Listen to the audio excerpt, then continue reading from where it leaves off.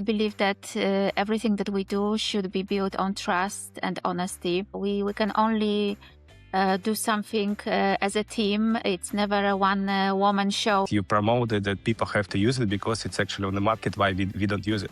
Definitely, Agentic AI can help us streamline our process. It's a revolution. You cannot 100% relate to AI. Human-led processes. Paper is printed out, attached, and everybody thinks that they are safe. No. Remember when I started selling, it was difficult for me to speak because I was afraid. The people don't judge us as much as we judge ourselves. Julia actually was my boss. You always messaged like, you should send it here. And I always was questioned like, why? The structure is important. A lot of people were frustrated with me. Me? Definitely yes.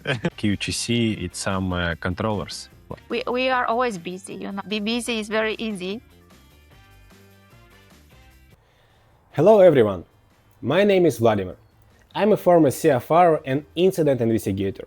Currently, I'm the founder and CEO of AVA Safe Technology, a company focused on maritime safety. Today, we continue Action Matters, a podcast where leaders share what actually works. In each conversation, we speak with maritime professionals to understand what truly reduces risks, what creates real change on board, and what only looks good on the paper but doesn't work in reality. This is not about theory, it's about decisions, habits, and actions that lead to measurable outcomes. Our guest today is Julia Kropak, a safety and value-based leadership expert with a global maritime experience, known for building strong safety cultures and leading real change inside organizations. And today, we explore if safety starts with procedures, what actually makes them work in real life. So good morning, everyone. Today we have a beautiful woman, Julia, who brings together safety, leadership, and also culture in a way that actually drives real results. I know Julia Kropak for already a couple of years, and she's an expert in safety and value-based leadership with extensive experience working at global level within Fugro. And Julia has focused not just on compliance, but on building strong safety culture, developing team, leading changes, and exploring intersection between people and AI in operational environments. Today, as I know from LinkedIn, that Julia helps organizations turn values and cultures into measurable performance through coaching, mentoring, and leadership development. Welcome, Julia. Nice to have you here. Hello, Vladimir. Thank you for inviting me to this podcast. I'm really looking forward to it, and yes, excited to be here and having this conversation with you. Thank you so much. So we have an Action Matter podcast. It's a podcast about actions which is really leading into the results. Like we will talk about your experience, like what's supposed to be done in order to achieve KPIs, in order to achieve real results. Maybe you can share with us also your experience, like what doesn't work, what's young generation and young people who just joining bigger roles, what they should avoid nowadays. Maybe you can also share something like what you achieved with your experience. And with that information, everyone who is following our podcast, they will know and they can also implement within their organization. So basically, we just have like a sharing of experience within the maritime professionals. So for people, it's going to be much more easy to achieve real results with the less steps. Oh, bring it on. Yeah, thank you so much. So, we can jump into the questions. And if you were shaping a safety culture from the ground up in a new organization tomorrow, what's going to be the first principle you would implement and why? It's a very good question. And thank you for starting this podcast with this question. Whenever I think about what I would do to start wherever, it is going to be trust and honesty. I believe that everything that we do should be built on trust and honesty. Because yes, if we hide difficult situations, if we hide problems, then there is no trust, and we just manage the imagination, yes, the assumption, and whatever we assume that it's the situation. Yes, so for me, trust is the foundation of everything. All right, thank you. Yeah, trust, it's really important, and especially if you're working with a different departments, with different layers, so you have to build the trust, first of all, with your crew members, then you also have to build the trust inside of your organization. It's, of course, a bit office side, a bit separated from a vessel, because you have a lot of different things to do also. You have a business line, you have a technical department, so you have to share reality, like how it's going today. And if you start since the beginning, everyone going to understand that you have a trust within the organization and things, and it's much more easy to move things forward. Yeah, so it's trust within my team, because yes, we can only do something as a team. It's never a one woman show or one man show. So it's trust within your team as a leader, trust with your tiers, trust with your bosses, and trust with vessels in this case. Yes, crew members on the vessels. Yeah, I agree with you. What do you think, like, what will define an effective QHC leader in the future? Maybe technical expertise, human skills, or ability to integrate both? From my point of view and also experience so far, and how I see future, I think to be really successful and relevant, we need both skills. We need to be able to connect with another human being. We also need to be able to embrace technology and new solutions. So to answer your question, both technical expertise, because yes, people want to see that they can trust us when it comes to our knowledge about regulations, about risk perception, that they can come to us to get an advice. But also that we are able to connect with other people and embrace the human side of our activities. Yeah, I understand. Yeah. Thank you so much for your answers. I just want to move a bit away from generic HSE questions. And as I know from your experience that you're exploring a lot of AI and you're also conducting some courses, so you really believe, as I see from your LinkedIn, that you really believe that this is the future. And I also know because we work together.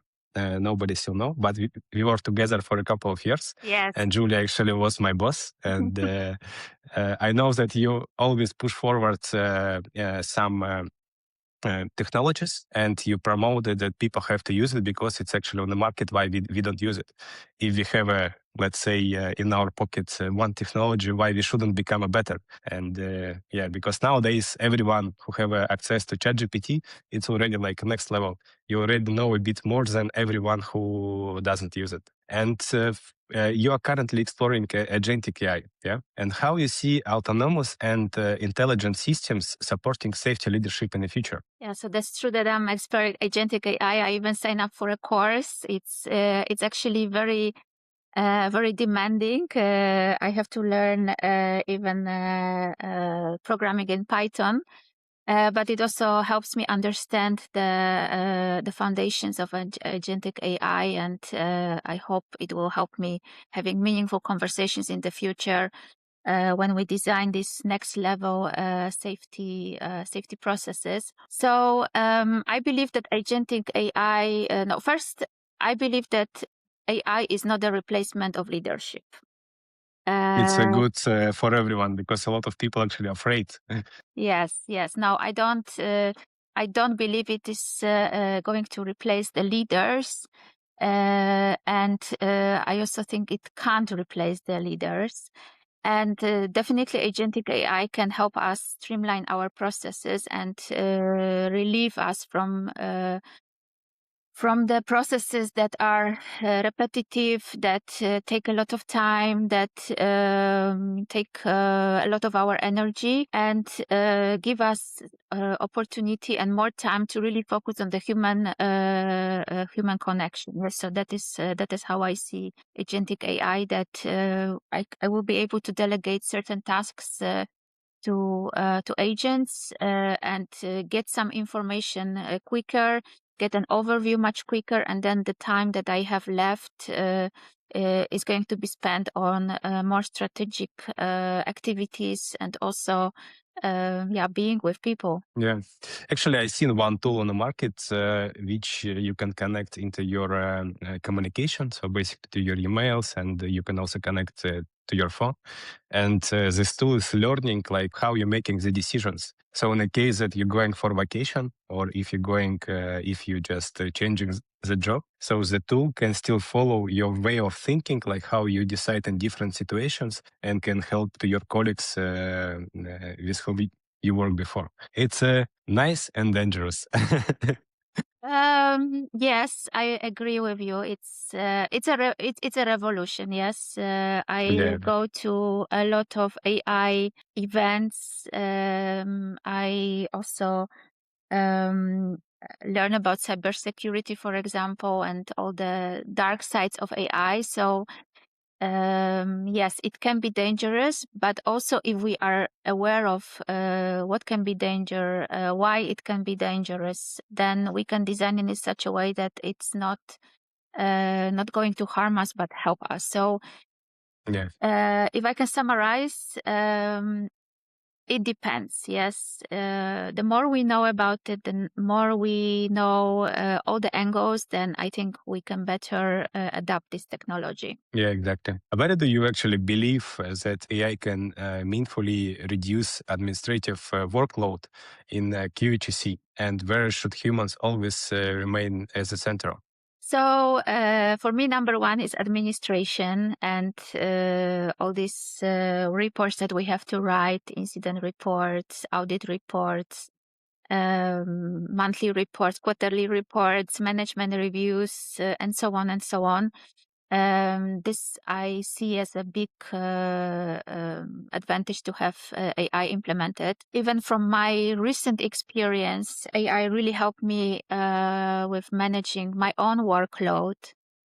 Because at some point I had situations that I was double booked, triple booked, and you can't be in 3 meetings that are at the same time. So I was asking my colleagues, I was picking one meeting that was, let's say, the most critical one. And then I was asking my colleagues from 2 other meetings to take a recording or at least transcription. So later on, I was able to review the meeting, see if there were any actions for me, what was discussed, what was the way forward. Yes, so AI was already very helpful with managing my own workload. Also within my own team, yes, I had quite a big team, safety coaches, direct QHSE team.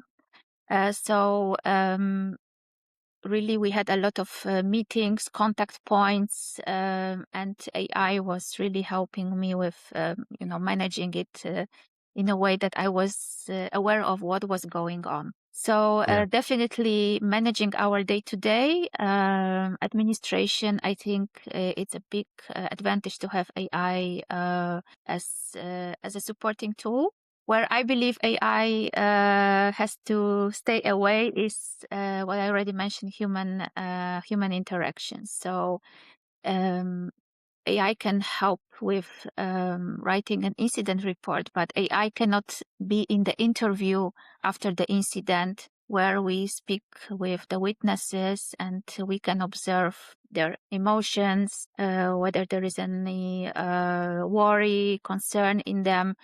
That is something that human has to be leading in these processes, and also be the judge of these processes. Yes, use the experience, use your own intuition, use the knowledge of company culture. So these for me are human-led processes. Actually, I believe that, for example, during the interviewing of witnesses after incident, it's possible to have like a first account, like first to get the first information until the human really remember it. Because if you interact with a human, you have to wait until other one is available. And especially if something big happened, it's first information can be received by AI, because most probably that you also observe that sometimes whenever something happened, it's one statement in the mind of witness. But as longer time is going away from an incident, the information can be changed because he can forget it. Maybe he will make it that he will forget it. Maybe he talk with other friends. So that's why it's important to get like immediately information after the incident. But of course, it's an interaction with the human important, especially if something big happened. It's supposed to be a psychological interview, and people really have to know how to do it. Because for AI, it's today it's impossible, I would say. But to get initial information, it really can work, because we also test something similar with my other job, not like not from podcast. We also tested, and it's helped, yeah. Especially if you just give information how to drive psychological interview of witnesses, it's doing quite good. Yeah. But of course, you cannot 100% relate to AI. It's human still supposed to be in this loop. Yeah. Exactly. Yeah. So that is actually the point that I'm making, is that I see it as Yeah. in the end human-led processes, even if Exactly, AI yeah. is supporting it. But in the end, it is our judgment, our experience, our ethics, also the culture Yeah. of the company that that play an important role. I also believe that coaching in safety is something that that really needs to be led by human. And I know that we have already some tools that provide sort of a virtual coaching, or you can talk to maybe an avatar about some questions. Yeah. And I believe that in some point, with some questions like about for example, the content of the IMS or SMS, it's a very good tool. But when it comes to building the culture or changing the mindset, I believe this is also still something that should be led by Yeah. a human being. Exactly, yeah. For training, it's really difficult, in my view. For me, it's not working. If I have to do online course, maybe 5% of information I will get, maybe 7, and still I'm not sure how long I will remember it. Because it's, especially if you're doing some not actually interesting course to you, it's just compulsory. No, your brain fighting against of this information. But if you interact with a human can make it interesting. Yes, and this is not a new knowledge, because if you look at the effectiveness of training, then all the e-learnings, lectures are reading about something, they really have a very low effectiveness. Not that they have nothing, but yeah, percentage wise, it's low. Actually, the biggest rate of success is when you teach somebody something. Yeah, exactly. Because that requires you to really go deep into the topic, and then to be able to explain it to others. Yeah. So I believe this is also something that needs to stay, and be led by human beings. And even in my last experiences, we had some virtual sessions with our crew members, and we, instead of us telling what they should do, we were inviting the crew members to present the topic, yes, to other crew members. Yeah. And we were just helping them to prepare or giving suggestions, because they are the subject matter experts. They are part of the day-to-day operation. So there is no better teacher than another crew member teaching another crew member from their experience and day-to-day practice. Yeah, I can confirm it 100% that this actually works, because from my other company, when I sailed in install tankers, it was also similar approach on some of the vessels, that whenever you have a tabletops, just crew members every week was changed. So today you, tomorrow somebody else. And everyone, whenever you have to prepare yourself, you really know. But if you're listening, it's of course a bit less effectiveness. But whenever you have to teach someone, it's you're getting more and more knowledges. Believe that, for example, if we take a topic of toolbox talks, yes, of course AI can can prepare an excellent Toolbox talk.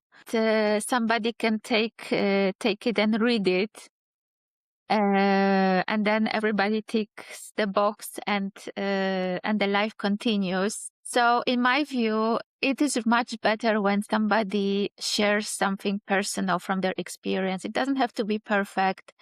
Doesn't have to be in the best English, as long as it is personal. And I believe this is much more better than AI prepared script that is later read, paper is printed out, attached, and everybody thinks that they are safe. No. Yeah. A lot of people actually are afraid to teach someone because of the English. And I also remember myself, I have I would say, bad English. I can speak, but my English is like not on the level that it's supposed to be. I'm learning is all my life, and I still have a coach who is from UK who is trying to change my perfect Slavic accent, but it's impossible. But every day I'm not every day, once in a week I still have lessons.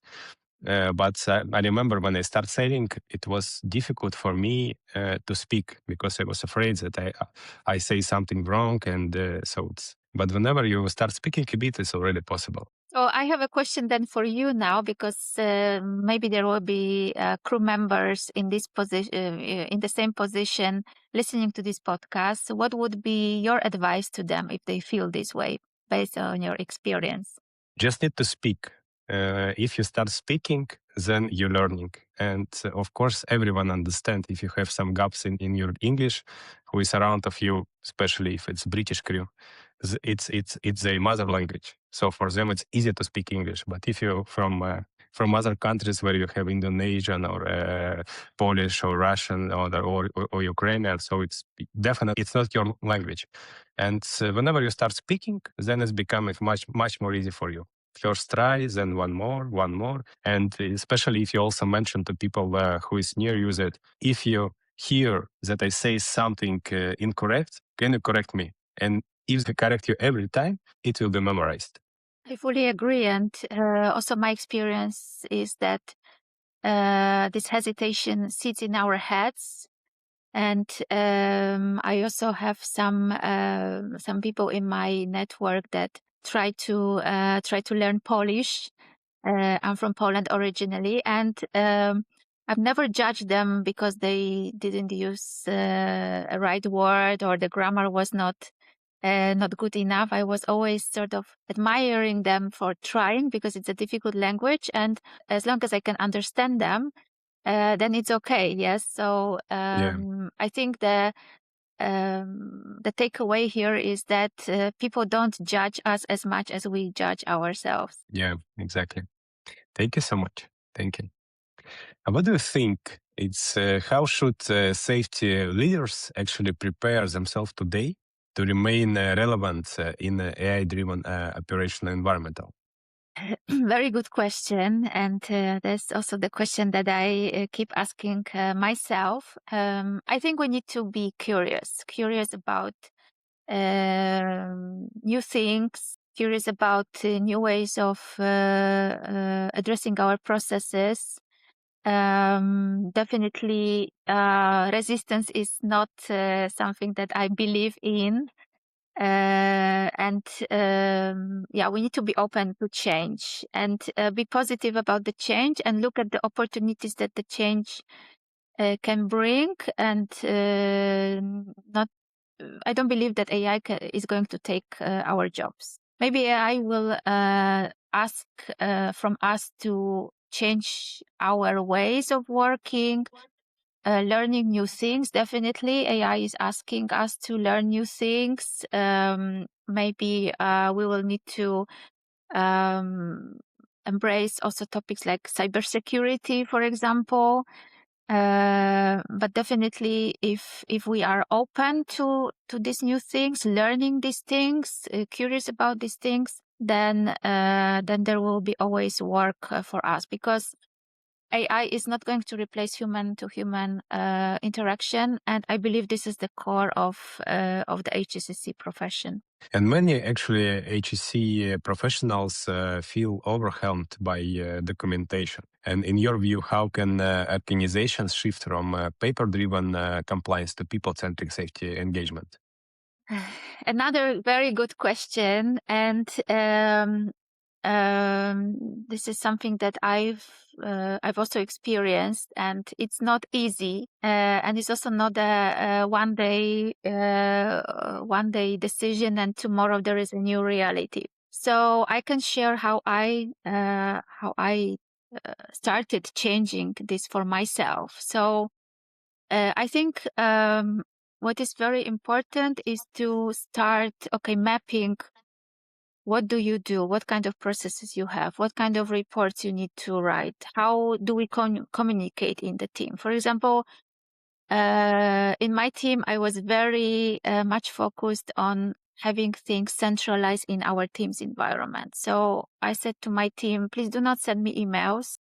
Let's use Teams. We have channels in our Teams. We have chats for specific topics. Let's use this environment because then we have all the information in this one space.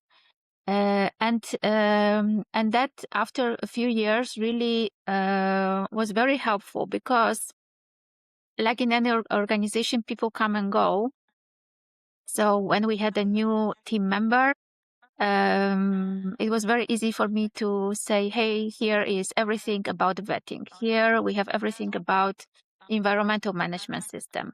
Also from the months that the person wasn't even in the organization yet. This is very difficult to do when you have everything in emails, in personal emails, because after the person leaves the organization, the email gets deactivated and you have no access to it anymore. So I would say start with what you have today. And if you have, for example, Teams, Microsoft 365, then start organizing yourself within this platform and see where you have double processes. Yes. So for example, if you started the conversation about the topic in the chat, do not move to the email because then later on you don't know where you have what. And you waste your time on searching for information. Yes, so I would say start small, but start with mapping what you have and every day make a small step into better organizing it.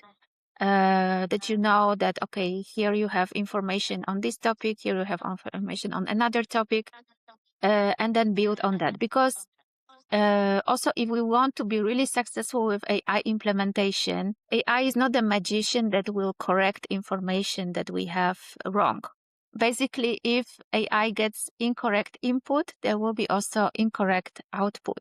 So even if you want to implement AI over your processes, you need to first organize your data. And it has to be correct. You need to have discipline. You need to have it really structured. Otherwise, AI will only magnify the frustration that you have. Yeah, exactly. I actually remember the time when I joined Fugra, and sometimes I send something in the wrong chat, and you always message like, you should send it here. And I always was questioned like, why? I already sent it. It's okay. So it's still people seeing. But then actually I learned like why you always corrected me to put in the right channel. It's becoming much more easy for you to find the information. If you need something, when you understand how it works, so it's very easy. So if you need something, you just type, Yeah, so if you want something about vetting, then you go to the vetting channel and not to the ISO 14001 channel. Exactly, yeah. Later, imagine now we want to put AI on that and we want to give instructions to our agents. We want to give instructions, go to a vetting channel and retrieve information there. It will go to the vetting channel and not to ISO 14001 channel. Yeah. Yes? So, Exactly, yeah. you know, at the time I wasn't, we didn't know about agentic AI or AI, but I already sort of had this mindset that structure is important. And so again, I can confirm that this action is really matter. It's really helpful. And I'm very happy Yeah. because I think at the time a lot of people were frustrated with me. I think so, yeah. Me, definitely yes. Yes, I I know. always thought like, why I should do this double job? I already did it once. Why I should do it again? I have 1,000 things to do. Yes, yes. But it works, yeah, exactly. Yeah. So if you structure everything, then it's much more easier for you. And if you put something on the top like agent, so it's also easier to get faster results. Because in the end, my mindset has always been, okay, let me have a look at the bigger picture and think long term. Because yes, if we only think about today and okay, let's finish today and whatever is tomorrow, we will worry tomorrow. Then we remain in this chaotic way of working and having sort of a short-term relief rather than a little bit of a pain now and learning new habits. But then in the bigger picture, we are better organized and don't have to spend so much time on searching on things, because I think this is also a big pain in the organization. We are searching for information. Yes. Yeah, exactly. Yeah. Also, it's a burden on the QHSE team. All these questions from operations or other departments. Where can I find this? Where can I find that? So we still spend too much time on being that messengers or pigeons. I call it being a pigeon. So bringing information from one point to another, Yeah, answering the same questions over and over again. exactly. Yeah. So nowadays it's important to know how to find the information instead of keeping inside of your brain. Yeah, if you know the process, yeah, especially if you organize everything structured, it's becoming much more easy for you. So it's you're simplifying your future. I find it also a waste of time that we have to spend so much time on answering the questions that we already have answers for, and they are documented. But Yeah, because we are not exactly. always well organized, people don't know where to find them. So they have a question, for example, about vetting, and there is an answer in ISO 14001 channel. So they cannot find it in vetting. So they go and ask another person, and this person, instead of focusing on something more valuable, is answering the questions, yes, over and over again. Exactly. Let's speak a bit about of human connections. I remember the time when I first joined the shore side and I have to work with a vessel crew. So I've been a vessel crew before, then I joined to work in office. But still, it's important for professionals who is working in office to build the connections, to build a trust, as you mentioned on the beginning. But sometimes it's difficult. So you have to find how to approach some people. And whenever you build these connections, you can really start working in more efficient way. And what do you think, how the QHSE professionals create stronger human connections with the crews and the operational team? You can only do it by connecting with them and having conversations, visiting them. There is no other way, yes. And I fully agree that when it comes to vessels, it's a little bit more difficult because you cannot be there all the time, but definitely you can be there as much as possible physically. Nowadays, with the technology that we have and better and better internet on board our vessels, the companies keep investing into connectivity. We can still have a Teams call or a normal call if somebody wants to have it. But Teams, I think, is something that we all now use as a normal calling tool. I personally have a lot of still connection with the captains from my previous company because we built those relationships when I was still there. And they are online, yes. So whenever I could visit them, I did it. But yes, it was not always possible to visit everybody and a few times a year.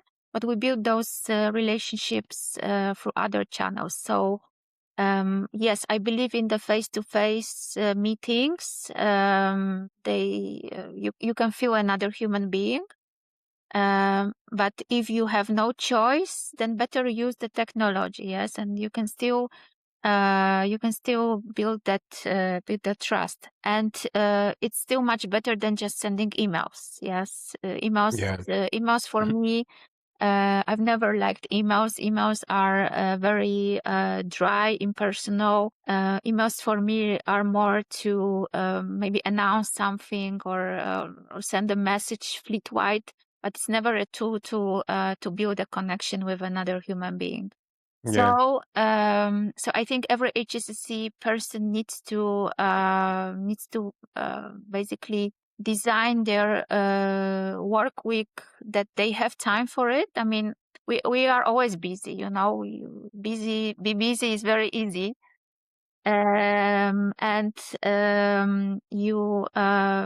have to sort of design your week in such a way that you allocate time for building relationships, because later it really helps. It really helps when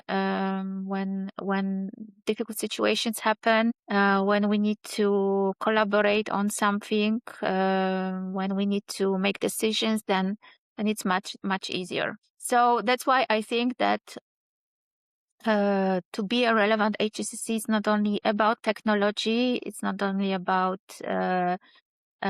expertise, knowing procedures, knowing rules, but also learning about different personalities, learning how to talk to people that they listen to you, also being able to listen to others. Yes, so active listening is very important here. Because then you can really maybe even read in between lines what the challenges are. So I would say there are three sort of areas for continuous development: technology, human relationships, and then the whole HSC profession, compliance, the industry-specific information. But it's sometimes vessel crew, they felt like QHSE, it's some controllers. Like if I have interaction with QHSE, most probably they will check me. Most probably they will find something. And what do you think? Like, what habits should future safety leaders develop to ensure they are a trusted partner rather than just compliance controllers? Yeah, so compliance and control is part of also our activities, yes, because we need to do inspections, we need to do audits. But I believe audits also are now changing, and we've also started that change, that they become more coaching experiences rather than auditor jumping on board the vessel, issuing findings and disappearing. So I think that the change in the auditing is also happening now. I think it's also raising awareness among our crew members that what is the purpose of audits, and even if there are findings, that actually it's good that we have findings, because we know what's not working and we can correct it. Yes, and it's never a fault of the person. It is always the system, yes, that is designed in a way that something cannot be done as we want it to be done. Yes, so yeah. I think it's also so it's about the auditors in this case learning coaching skills, active listening, but also raising awareness. What is actually the purpose of the audit? Yes, it's not to check on you. It's actually checking and verifying how our system is working. And that's always what I said. The primary focus is to see what is working. Exactly, yeah. And learning, and maybe on one vessel something is working very well, and other vessels can adopt it without reinventing the wheel. Yes, so as I said, it's raising awareness why we do it. Yes, but also learning new approaches. Being able to actively listen and to be more a coach rather than inspector. Yeah, I had a previous guest, Sajesh, and hi Sajesh, we are here. And he mentioned very nice things to me, that how he actually approached all of the audits. Whenever he joins the vessel, he tells the captain that I'm here not to audit you, I'm here to audit the system. And then people actually release the pressure that QHSE here to audit the system, how the system works, and to find the gaps in order to improve it on this vessel and also across the fleet. And I really like it. I never did it myself, how he say, but it's really a nice approach. And if someone come on board of my vessel and say that I'm here not just to audit you, score you, or something else, I'm here to find the gaps in our system. Yes, and we also need to realize that QHSE department is also being audited. So we are not only audited, Exactly. we are also being audited. So I very much know the feeling of, being, let's say, the questions being asked to me. And I've never had anything perfect because it's not possible. Yes, there is always something that is not finished, or maybe a signature missing, or something can be better. But I was always grateful for the findings. I actually don't even like the word, but I was always grateful for the findings because they help me improve, and they help me look at things differently, and see what I wasn't able to see. Yeah, exactly. Can you share with us and with all of our guests, like, very important thing? And like, if you join a new maritime organization tomorrow, what is only one action you would take in the first 30 days that you already know would improve safety performance? Just think about all of your experience, because you have quite extensive experience. You did already many things. Maybe you can outline just one real important action that's bringing you to the sky, where you can achieve your safety KPIs. 30 days, it's not a lot of time. So I think when I join a new organization, I will be listening for the first 30 days. Yes, I will be asking questions and listening. I will not be implementing anything because it's a too short time to implement anything. You need to build that trust, and you need to really find out what is the situation, what people believe in, what are the priorities, what are the values. So yes, my action would be listening. It's a nice action. So finally, I have a last question to you. Why does actions matter more than procedures? And because I believe, like in any other aspect of life, actions speak louder than words.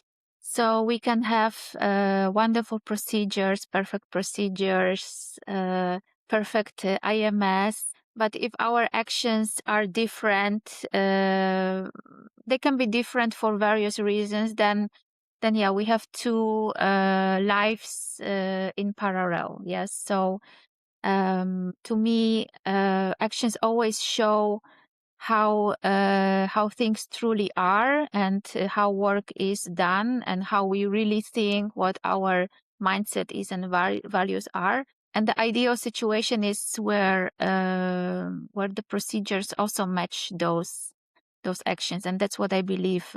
Procedures should match actions and reflect the actions. And and if they don't, then there is something that we need to address. Yeah, thank you so much, Julia. It was nice to have you here. And I'm sure that a lot of people will learn a lot of useful information. So we still remember that it's trust is most important. If you have a trust, then you can achieve all results. Thank you so much. Thank you, Vladimir. Thank you. If we summarize today's conversation, safety starts with a trust and becomes real through everyday actions. AI can support processes, reduce workload, and also improve efficiency. But leadership and culture remain human. Strong safety culture is not built through control. It's built through connections, listening, and consistency in how people act every day. If this conversation resonated with you, feel free to subscribe, leave a like, and also share your thoughts in the comments. This episode is part of an ongoing conversation. In Action Matters, we continue to explore what truly reduces risk and what actually works in real operations. Because, in the end, it's not about what is written, it's about what is done.